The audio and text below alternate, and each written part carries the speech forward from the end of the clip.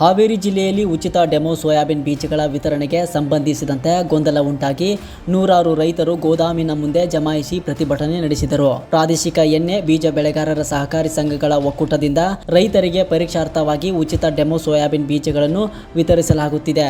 ಇದರ ಭಾಗವಾಗಿ ರೈತರಿಂದ ಜಮೀನಿನ ಪಹಣಿ ಸೇರಿದಂತೆ ಅಗತ್ಯ ದಾಖಲಾತಿಗಳನ್ನು ಮುಂಚಿತವಾಗಿ ಸಂಗ್ರಹಿಸಲಾಗಿತ್ತು.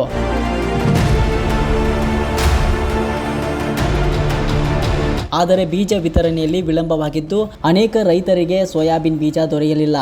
ಅಲ್ಲದೆ ಬೀಜ ಸಿಗದಿದ್ದರೆ ತಮ್ಮ ದಾಖಲೆಗಳನ್ನು ವಾಪಸ್ ನೀಡುವಂತೆ ಕೇಳಿದರೂ ಅಧಿಕಾರಿಗಳು ಸ್ಪಂದಿಸುತ್ತಿಲ್ಲ ಎಂದು ರೈತರು ಆಕ್ರೋಶ ವ್ಯಕ್ತಪಡಿಸಿದರು. ಇದರಿಂದ ಗೋದಾಮಿನ ಮುಂದೆ ರೈತರ ಸಂಖ್ಯೆ ಹೆಚ್ಚಾಗಿದ್ದು ಕೆಲಕಾಲ ಗೊಂದಲದ ವಾತಾವರಣ ನಿರ್ಮಾಣವಾಯಿತು. ಗೋದಾಮಿನ ಬಾಗಿಲು ಮುಚ್ಚಿಕೊಂಡು ಅಧಿಕಾರಿಗಳು ತೆರಳಿದ್ದಾರೆ ಎಂದು ಆರೋಪಿಸಿದ ರೈತರು ತೀವ್ರ ಅಸಮಾಧಾನ ಹೊರಹಾಕಿದರು. ಪರಿಸ್ಥಿತಿ ನಿಯಂತ್ರಣಕ್ಕೆ ಪೊಲೀಸರು ಹರಸಾಹಸ ಪಡಬೇಕಾಯಿತು. ಬಳಿಕ ಪೊಲೀಸರ ಭದ್ರತೆಯಲ್ಲಿ ಎಣ್ಣೆ ಬೀಜ ಬೆಳೆಗಾರರ ಸಂಘದ ಅಧಿಕಾರಿಗಳು ಸ್ಥಳಕ್ಕೆ ಆಗಮಿಸಿ ರೈತರೊಂದಿಗೆ ಮಾತುಕತೆ ನಡೆಸಿದರು. ಪ್ರಸ್ತುತ ಸುಮಾರು 450 ಸೋಯಾಬೀನ್ ಬೀಜದ ಪ್ಯಾಕೆಟ್ಗಳು ಲಭ್ಯವಿದ್ದು ಅರ್ಹ ರೈತರಿಗೆ ಹಂತ ಹಂತವಾಗಿ ವಿತರಣೆ ಮಾಡಲಾಗುವುದು ಎಂದು ಅಧಿಕಾರಿಗಳು ಭರವಸೆ ನೀಡಿದರು.